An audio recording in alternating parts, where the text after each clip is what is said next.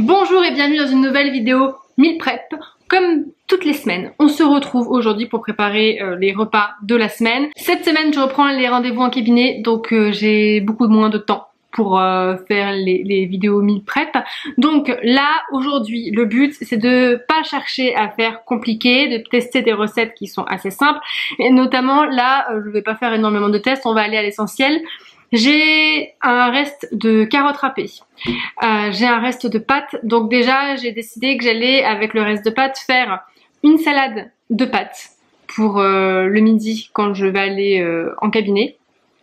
Dedans je vais mettre donc le reste de carottes râpées, je vais mettre 2 goudas que je vais venir couper en petits dés, je vais rajouter des œufs durs, parce qu'il me reste des œufs durs aussi, et puis j'ai du thon en conserve, donc je vais me faire un petit boogie boulga pour me faire une petite salade de pâtes. Il me reste aussi des épinards dans le congèle et j'ai acheté du saumon, donc là j'ai bien envie en ce moment de manger des pâtes avec des épinards et du saumon, donc je pense qu'on va faire avec le reste de pâtes, des pâtes, épinards, saumon, crème fraîche.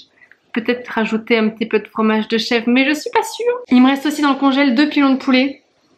Et j'ai décidé de faire du poulet à la Gaston Girard. Là, comme vous le voyez, j'ai déjà commencé à faire bouillir de l'eau pour pouvoir mettre le riz pour la préparation du poulet à la Gaston Girard, enfin pour l'accompagnement du poulet à la Gaston Girard.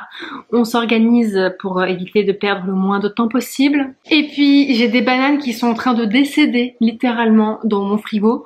Je suis même pas sûre que je puisse récupérer certaines des bananes, mais vu l'état dans lequel elles sont, je me suis dit que j'allais faire un crumble de bananes. Donc c'est parti. Donc là ce que je vais faire, c'est que vu que l'eau a eu le temps de bouillir pendant que j'étais en train de faire mon intro pour la vidéo meal prep, je vais rajouter directement le riz. Donc au niveau de la dose, j'ai mis 200 grammes. Normalement ça devrait nous faire 2 repas, parce que même si le poulet on en aura juste pour un repas. Et je vais essayer de faire un petit peu plus de sauce pour qu'on puisse en avoir un petit peu plus, parce que j'adore la sauce du poulet Gaston Girard. Ensuite, une fois que le riz est en train de cuire, je vais m'occuper du poulet. Donc là je vais venir mettre un petit peu d'huile dans la poêle. Pendant que l'huile est en train de chauffer, je vais m'occuper des bananes. Vous avez vu? Elles sont vraiment en train de décéder. Celle-là, je pense que je la récupérerai pas.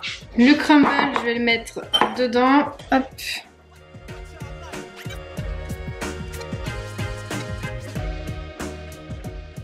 Ensuite, maintenant que l'huile est chaude, je vais rajouter mon poulet. Et pendant que le poulet est en train de dorer, et ben on va s'occuper de la pâte à crumble. Donc là je vais mettre 50 g de farine, je mets 50 g de sucre cassonade, 50 g de beurre.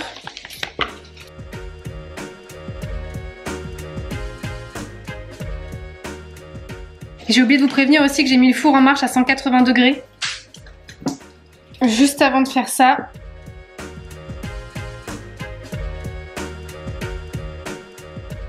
Et vu que ça c'est prêt, on va le mettre au four à 180 degrés et en général je vais mettre entre un quart d'heure, une demi-heure. En fait, comme d'habitude, à partir d'un quart d'heure, je vais vérifier régulièrement parce que les températures, les temps de cuisson et moi, on n'est pas très copains, parce que mon four, je pense qu'il a du mal à gérer. Et puis ensuite, on viendra couper le reste du gouda en dés.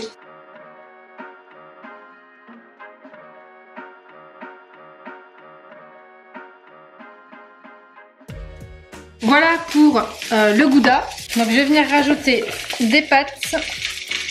Je viens rajouter du gouda. Je rajoute des œufs. Pour les œufs, pour ceux qui ne savent pas, pour avoir des œufs durs, c'est 10 minutes, 9 à 10 minutes de cuisson dans de l'eau bouillante. Si vous laissez plus de 10 minutes, là, sur le tour, il va y avoir un aspect un peu noirci. Ça veut dire qu'il est trop cuit. Je viens rajouter des carottes. Je rajoute du thon. Je vais laisser ça comme ça et je fais exprès de laisser du gouda, des carottes râpées et des œufs de côté. Comme ça, on viendra à notre guise compléter avec ce qu'on préfère. Parce que Julien, il aime pas forcément les carottes râpées. Donc je pense que je vais arrêter d'en rajouter. Peut-être qu'il faudra rajouter, je pense, un peu plus de fromage. Et moi, au contraire, j'adore les carottes râpées. Donc je pense que je voudrais en rajouter un peu plus dans mon assiette. Ensuite, maintenant que le poulet est doré, je vais venir rajouter du thym, un peu de vin blanc. Je vais venir saler, poivrer. Ensuite, je vais venir mettre le poulet dans un plat qui va au four.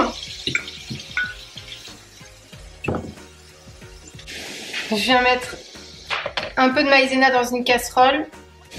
Je viens prendre la sauce du poulet qui était dans la poêle. Et je viens la passer pour avoir une sauce lisse.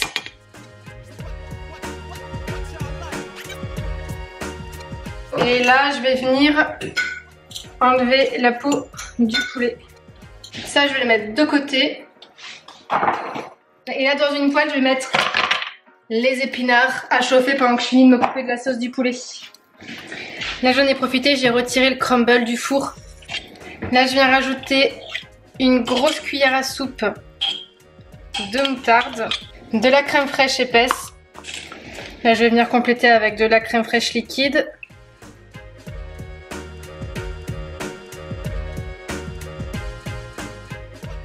Je vais ensuite venir rajouter un peu de gruyère.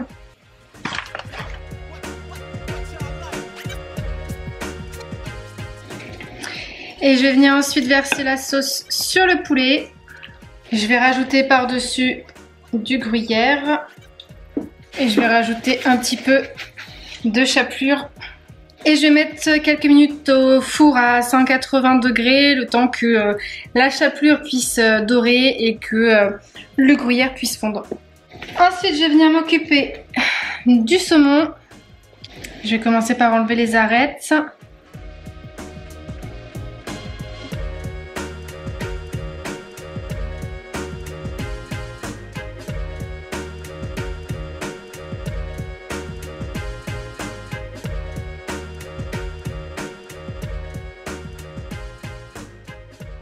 Et je vais rajouter le saumon aux épinards. Ensuite, je vais venir rajouter de la crème liquide.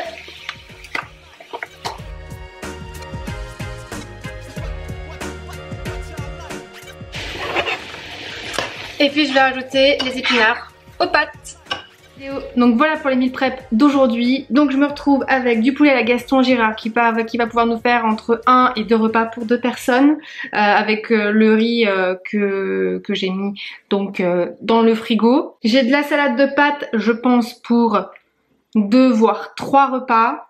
Des pâtes épinards saumon, finalement j'ai pas rajouté le chèvre, j'avais pas forcément envie, au pire on le rajoutera au dernier moment. Donc là je pense qu'on en a aussi pour 2-3 repas. Et puis le crumble banane nocciolata qui va pouvoir je pense me faire 1 ou 2 repas. Parce que là pour le coup je vais le manger toute seule parce que Julien n'aime pas les bananes. Donc en attendant qu'on se revoit demain, comme d'habitude si vous avez aimé cette vidéo, n'oubliez pas de la liker, la partager et puis vous abonner si c'est toujours pas fait.